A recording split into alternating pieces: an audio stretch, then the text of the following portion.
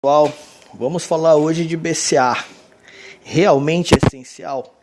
Isso tem rolado bastante discussão aqui, pelo menos pelo meu Instagram, em relação ao uso de BCA, se é efetivo ou não é efetivo, né, para manutenção da massa muscular, promoção de anabolismo, evitar catabolismo. Vamos falar baseado em evidências, que é o mais importante. Primeira coisa que vocês têm que entender são as vias que, por exemplo, os aminoácidos podem ser oxidados, ou para formar energia, fonte de glicose, ou para a formação, por exemplo, de ácidos graxos, tá? E também posterior utilização de energia. A leucina pode entrar pelo ciclo de Krebs através, né, do acetil-CoA e ser oxidada para a formação de energia, assim como a isoleucina e a leucina também podem ser oxidados para formar energia através do acetil-CoA, ou a famosa acetilcoenzima A. A arginina, que não é o caso aqui, convertida para glutamato, também entra nas vias, né, para formar, por exemplo, síntese de ácidos graxos, etc., e ser utilizado como substrato energético, né, através de alfa-cetoglutarato e também através do succinil-CoA. Então, para você que está suplementando BCA durante o treino para ter substrato energético, realmente é o que você vai ter. Tá? Você está queimando um aminoácido para ser utilizado como energia, sendo que você poderia ter utilizado, por exemplo, uma glicose. E esse estudo aqui é muito interessante que a respeito de suplementação de maratonistas, né, de 100 km, são ultramaratonistas, eles foram suplementados com dose de 20 gramas de BCA. Para testar o quê? Saber se esse BCA aumentaria o desempenho, retardaria a fadiga, ou então agiria em mecanismos antioxidantes, por exemplo, evitando dano muscular. O que aconteceu é que o grupo controle e nem o grupo suplementado tiveram vantagem alguma. Ou seja, o BCA não se mostrou efetivo, né, na promoção de desempenho, ou então evitando os danos musculares, por exemplo. Em relação à leucina ainda e aminoácidos, né, o que a gente pode falar também baseado em evidência científica? Esse estudo ele mostra a suplementação, por exemplo, de BCA e leucina enriquecido com BCA, né, para promover maior recuperação após exercícios de alta intensidade. A conclusão é muito simples, nem o BCA, né, e nem a leucina enriquecida com BCA mostrou-se efetivas, né, em acelerar essa recuperação. O que a gente pode concluir de duas coisas simples. Nem o BCA é efetivo, nem a leucina é efetiva. E nem o BCA enriquecido com leucina é efetivo na promoção, né, da recuperação após exercícios de alta intensidade. Esses aminoácidos, é importante vocês saberem disso, são os aminoácidos essenciais e não essenciais. Como vocês podem ver, aminoácido essencial, isoleucina, leucina e valina, que precisam ser ingeridos aí, por exemplo, através da alimentação. Você acha mesmo que de 3 aminoácidos essenciais você seria capaz de melhorar a sua síntese de proteína? Tem uma vantagem tomando apenas 3 aminoácidos, sabendo que ainda existem outros aminoácidos essenciais para aumento de anabolismo, prevenção de catabolismo, sem contar os não essenciais. Isso é só uma dica para vocês. Esse estudo do Robert Wolfe, que é um PhD que eu leio bastante, muito bom e recomendo a leitura, para quem não conhece, procure.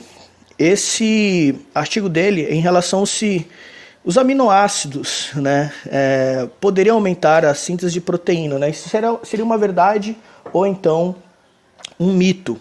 E é muito interessante esse resuminho dele aqui. E eu vou resumir para vocês nessa frase. A síntese não pode ser maior que a degradação. Por mais que você use de subterfúgios para aumentar a síntese de proteína, essa síntese jamais será maior do que a degradação que estiver acontecendo localmente no músculo para a ressíntese. Por que eu estou dizendo isso? De 100% desses aminoácidos que podem estar ali no seu músculo, 70% são ressintetizados localmente.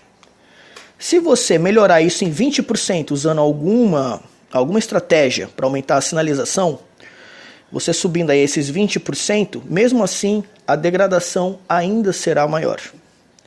Ok?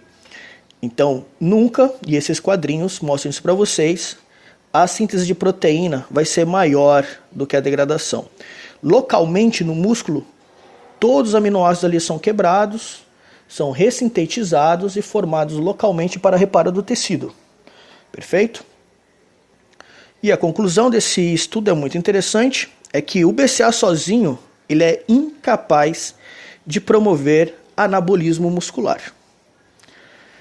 Ou seja, de todos os aminoácidos essenciais, não essenciais, suplementar apenas BCA vai ser inefetivo na promoção de ganho de massa muscular ou até mesmo do catabolismo.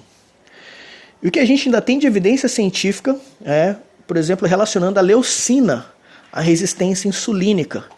Isso tem pouco tempo, eu escrevi isso já, na época ainda me chamaram de louco, mas vamos às vias. O que acontece que a leucina faz é diminui a via da MPK, tá? Ao passo que ela estimula a via da mTOR, todo mundo já sabe disso. A via da MPK, né, a proteína quinase ativada por adenosina monofosfato, ela é responsável por redução do armazenamento de gorduras, captação de glicose e biogênese mitocondrial.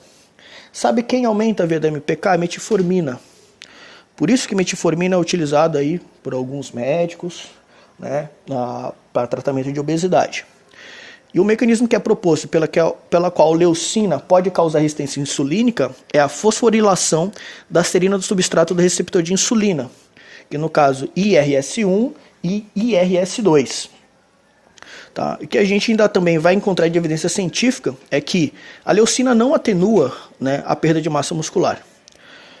Esse estudo é muito simplista, né? O que eles fizeram? Imobilizaram um membro do participante durante uma semana e suplementaram 2,5 gramas de leucina 3 vezes ao dia.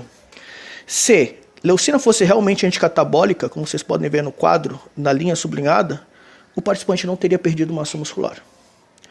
Ou seja, leucina também não promove manutenção da massa muscular. Nem mesmo seus metabólitos ali, que são HM-beta. Depois a gente fala sobre isso. E que a gente ainda vai ter, por exemplo, de evidência científica, é a comparação, por exemplo, de BCA com leite. Né? Por exemplo, em idosos.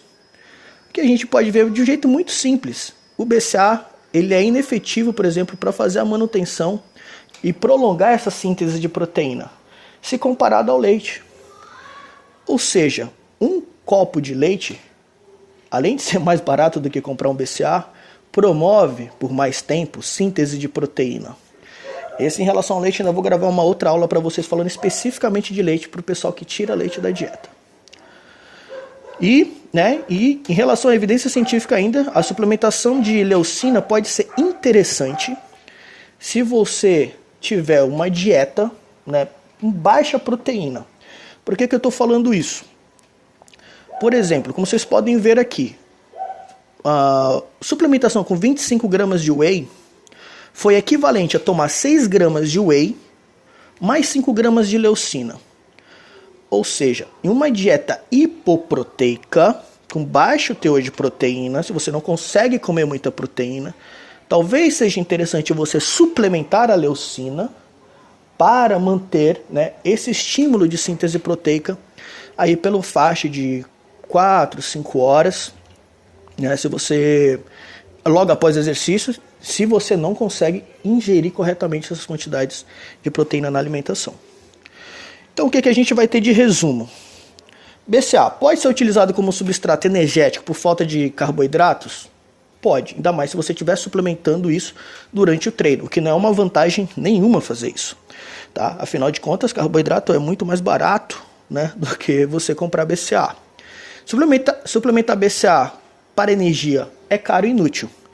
Primeiro que você teria que equiparar a quantidade de BCA à quantidade de carboidrato. Então, se a gente colocar 1 grama de carboidrato 1 hora antes do treino para cada quilo corporal, meu amigo, você teria que comprar um potinho de BCA a cada 2, 3 dias no máximo.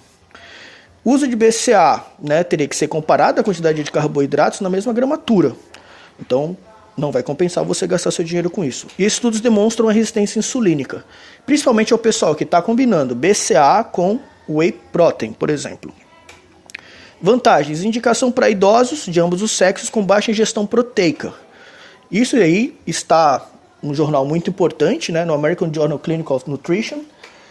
É válido para os idosos, já tendo em vista que eles consomem menos proteína, não conseguem manter a ingestão de proteína adequada. Afinal de contas, quanto mais idoso você vai ficando, a tese é que você tem que ingerir mais proteína. Já que não consegue, você pode fazer isso usando o subterfúgio da leucina para acelerar, né, essa síntese de proteína e, por consequência, ajudar na manutenção da massa muscular. Sem benefícios, né, na promoção de anabolismo ou prevenção de catabolismo muscular em jovens, principalmente se você tem uma ingestão proteica adequada. Possível aplicação para dietas de baixo teor de proteína, como eu já expliquei, e para a síntese proteica adequada são necessários todos os aminoácidos. Você não depende apenas de 3 aminoácidos para ter ganho de massa muscular. Você depende de todos os aminoácidos essenciais, assim como você também depende dos aminoácidos não essenciais. Ou seja, é muito melhor você comer ovo e carnes. Então é isso, pessoal. Quem tiver dúvida, manda aí uma perguntinha no direct que a gente vai responder. Peguei as evidências mais recentes para vocês e, de fato, BCA, leucina, HM-beta não são efetivos. Tá? É perda de tempo, é perda de dinheiro. E como diria realmente, né, o PhD Stuart Phillips, wasting time. Você está perdendo o seu tempo.